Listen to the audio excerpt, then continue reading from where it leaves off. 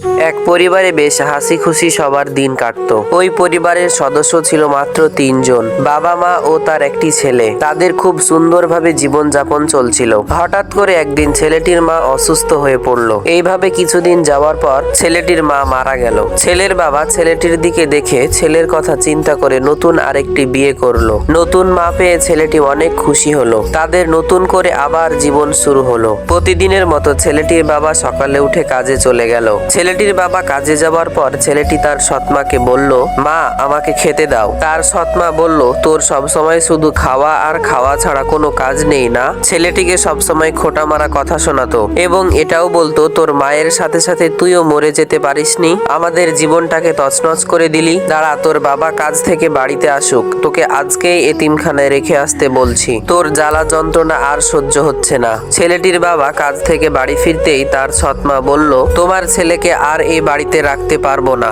আজকেই তুমি ওকে এতিমখানায় রেখে আসো, আর যদি না পারো তাহলে আমি এই বাড়ি ছেড়ে চলে যাব। তার বাবা তার সৎমায়ের কথা শুনে তাকে এতিমখানায় নিয়ে গেল। এতিমখানায় রেখে আসতে না আসতেই ছেলেটি খুব কান্নাকাটি শুরু করলো। ছেলেটির কান্না দেখে এতিমখানার মাওলানা সাহেব পরের দিন তার বাবাকে ফোন করলো এবং ফোন করে বলল, ভাই আপনার ছেলে তো অনেক কান্নাকাটি করছে, আপনি এসে একবার দেখা করে যান। ছেলেটির বাবা বলল, আমি এখন যেতে পারবো না, আমার এখন অনেক কাজ, আর এতই যখন কান্নাকাটি করছে তো আপনারা কি করছেন ওখানে? তখন এতিমখানার মাওলানা সাহেব বলল, আপনি হয় দেখা করে যান, আর না হয় আপনার ছেলেকে আমরা বাড়ি পাঠিয়ে দিচ্ছি। তারপর ছেলেটির বাবা বলল, ঠিক আছে। ছেলেটির বাবা এতিমখানায় গিয়ে ছেলেটিকে রাগের মাথায় বলল, কি হয়েছে তোর? এত কান্নাকাটি করছিস কেন? বাড়িতেও শান্তিতে থাকতে দিস না, আবার এখানেও শান্তিতে থাকতে দিস না। ছেলেটি বলল, বাবা আমাকে বাড়ি নিয়ে চলো, আমাকে এখানে থাকতে একটুও ভালো লাগে না, তোমাদের কথা খুব মনে পড়ে। তারপর ছেলেটির বাবা বলল,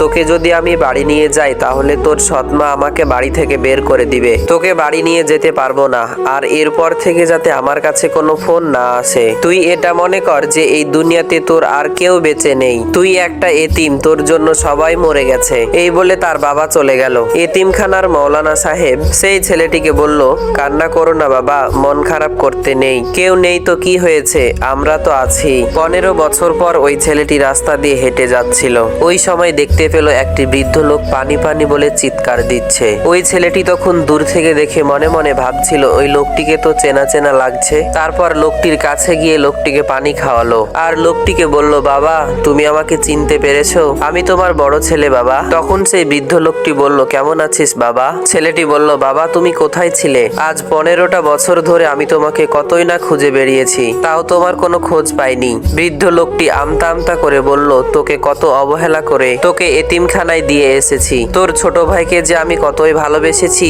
আর তোর ছোট ভাই তার বউয়ের সাথে যুক্তি করে আমাকে বাড়ি থেকে বের করে দিয়েছে বাবা। ছেলেটির বাবা এগুলো কথা বলতে বলতে কান্না করতে করতে বলল, আমি তোর ওপর অনেক অন্যায় করেছি, অবিচার করেছি, তুই আমাকে ক্ষমা করে দিস বাবা। তারপর ছেলেটি বলল, তোমার ছোট ছেলে তোমার দায়িত্ব নেয়নি তো কি হয়েছে, তোমার বড় ছেলে তো এখনো বেঁচে আছে, চলো বাবা আজ থেকে তুমি আমার বাড়িতে থাকবে। এই কথা বলে তার বাবাকে নিয়ে চলে গেল। প্রিয় বন্ধুরা, যে ব্যক্তি তার সন্তানকে উপকারী শিক্ষা দেয় না, অবহেলায় ছেড়ে দেয়, সে তার সন্তানের প্রতি জঘন্যতম অপরাধ করে। অধিকাংশ সন্তান নষ্ট হয় তাদের পিতামাতার কারণে, পিতামাতার অবহেলার কারণে, এবং সন্তানদেরকে ইসলামের ফরজ ও সুন্নত আমলগুলো শিক্ষা না দেওয়ার কারণে। এভাবে ছোটবেলায় পিতামাতাই সন্তানদেরকে কষ্ট দেয়। বন্ধুরা, কেমন লাগলো ভিডিওটি অবশ্যই আমাকে কমেন্ট করে জানাবেন। আর আমার চ্যানেলে যদি নতুন হয়ে থাকেন তাহলে অবশ্যই আমার চ্যানেলটিকে সাবস্ক্রাইব করে পাশে থাকবেন আরো নতুন নতুন ভিডিও পাওয়ার জন্য।